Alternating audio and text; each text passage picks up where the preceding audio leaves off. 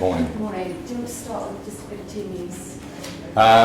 Yeah, most of them are fit. Shamak has trained all week with us, and he looks ready to go. So whether we start him or whether he's involved on the bench, we'll have to wait and see. Would you be tempted? Well, he's been outstanding for us. He's been for me the player that gives us a little bit different within the group. So we'll see. It's a decision that I'll make most probably closer to the game. You spoke afterwards about how proud you were of your side after the weekends. Actually, having looked back at it, was there even more to be pleased about? It was pleasing because it was such a good performance. 8, 9, 10 players, were very, very good on the day. So, and you have to be like that when you play the top teams. And Chelsea are, a top team. So it was pleasing. It was 3 points, but that's gone now. The most important thing is to focus on the next game, which is going to be as difficult, and most probably more difficult.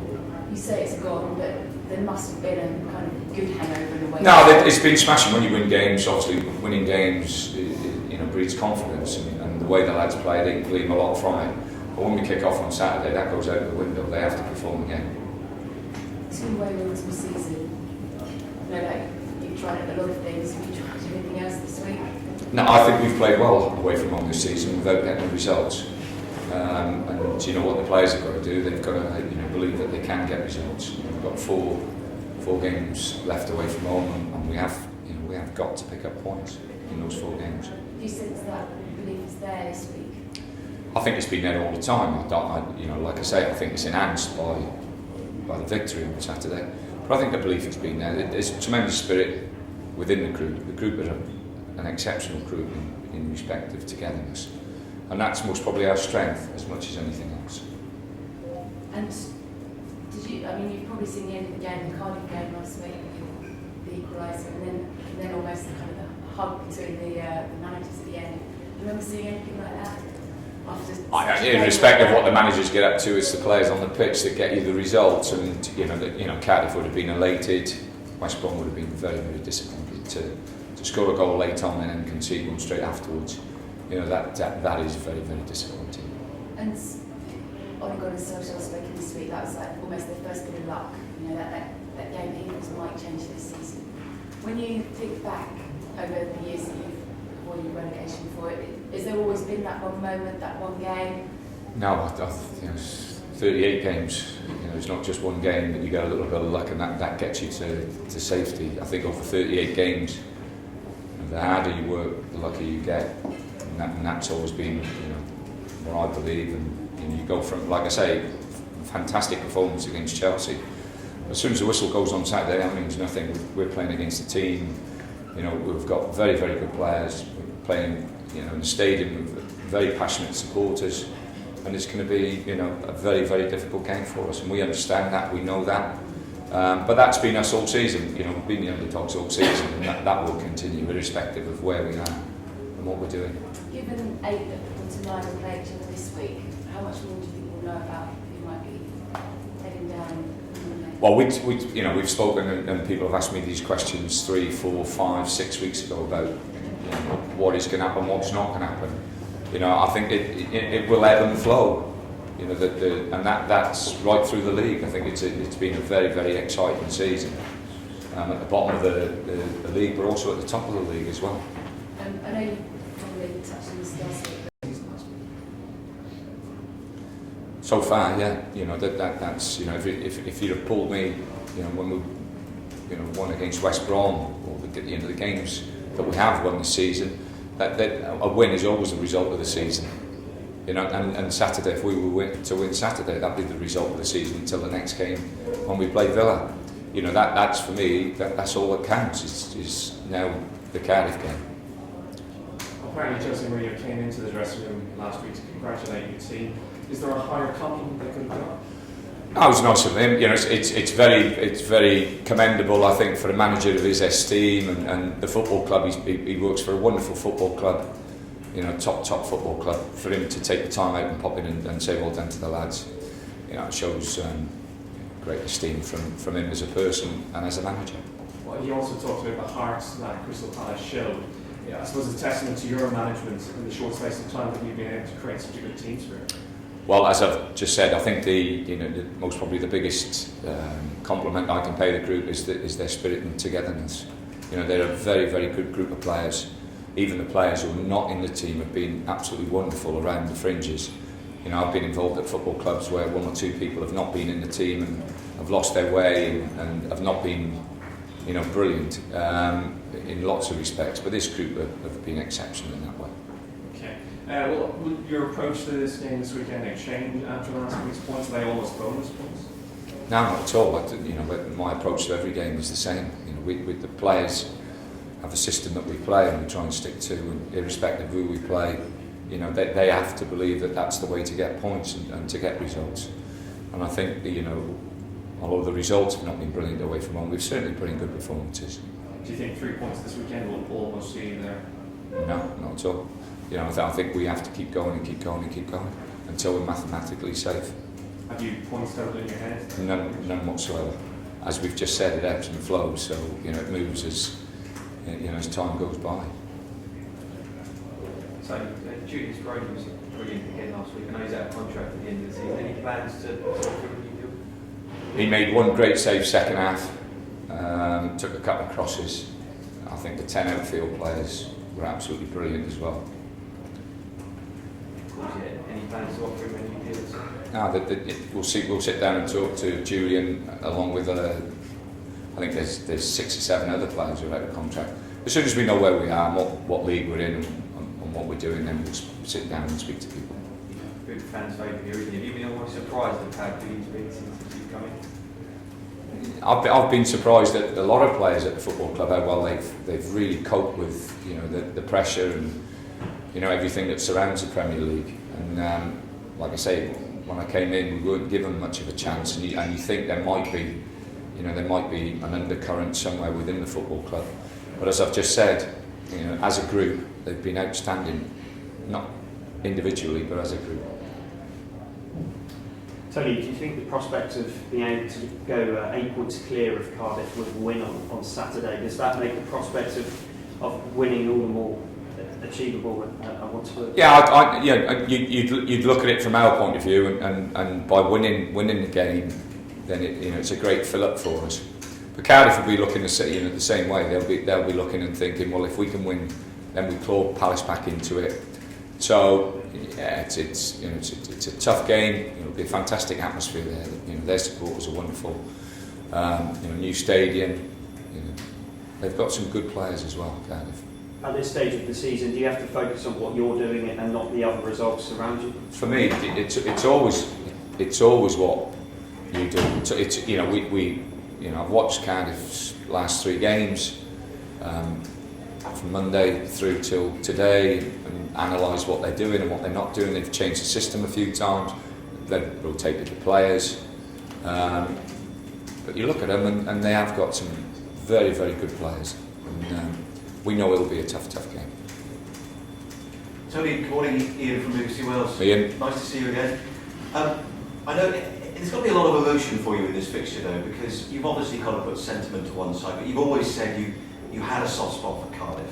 I watched Cardiff when I was a young boy. I watched Newport when I could get to Newport, and if I didn't have games on a Saturday, if I wasn't playing for the YMCA down Pearl, then I'd jump on a train, and if we could, we'd get to watch Cardiff. And that was when Toshak was playing.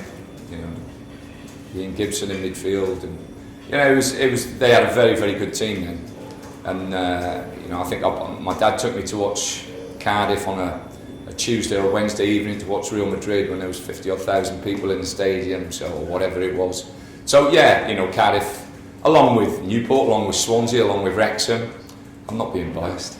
It's just the Welsh connection. You don't want to see them go down, then, obviously, do you? No, not at all. As I said last year, it was wonderful to see Cardiff get promoted with Swansea. I was disappointed, obviously, Wrexham never got promoted into the league, but it was lovely to see my hometown get promoted back into the league. So, last year was a really, really good year for Welsh football. And I want it to thrive. I think it's important for the nation that, sport in Wales in general thrives. Were you ever approached by Cardiff, Tony, for the manager's job? No, I thought he was going to say as a player as well. No, I you know, obviously I went to Bristol very, very early at 15, but no, but it's you know, it's a fantastic club. You know, it's in a great city, and you know, you hope along with us that, you know, they stay in the Premiership. But there'll be you know nothing given from us on Saturday. Is it a job you would have liked to have done? The Cardiff No, I'm not at all. I'm happy. I was happy at all the clubs I've been at, and I'm happy here. You know that this is as I said, potentially this club is enormous. You know, when you think there's 950,000 people in this area, the most populated, densely populated area in London, you know, this club could, if it was successful in the Premiership, attract 40,000-50,000 people every week. And, you know, someone has to do it sometime. So, you know, hopefully it's just round the corner. Just finally for me, I mean, when I've spoken to you in the past, and I've always said, you know, people criticise the way that you've set your teams up, and you said I don't care about that at all. But you seem to be winning a few more friends, perhaps, with the job you're doing here. Well, I think when I was at Stoke, I think the perception right from the beginning. Well, we made it ourselves. We wanted to you know, big bad Stoke and everything else, but you know, we smoothed the edges as we, you know, moved on in the Premiership and moved along. We're doing the same here as what I did at Stoke, and you know, we've been applauded by a lot of people with the football we've played and the way the lads have performed, which is really nice. Does it make a difference to me? No, because I believe in what I do, and you know, if I can't believe in myself, then how can I expect the players to believe in me? But Jose Mourinho says you should be manager of the year if you keep passing. He knows what he's talking about. Tony, 7 more performances as committed as last week, and you'll be home and dry, won't you? Yeah, if we can maintain the level of commitment and the football that we play, especially on the break on Saturday, then yeah. But you know, football's not like that. Human beings are not like that. You know, they go up and down, and performances, you know, shift from game to game. What we need to do is make sure that we put enough performances in like that to see us over the line.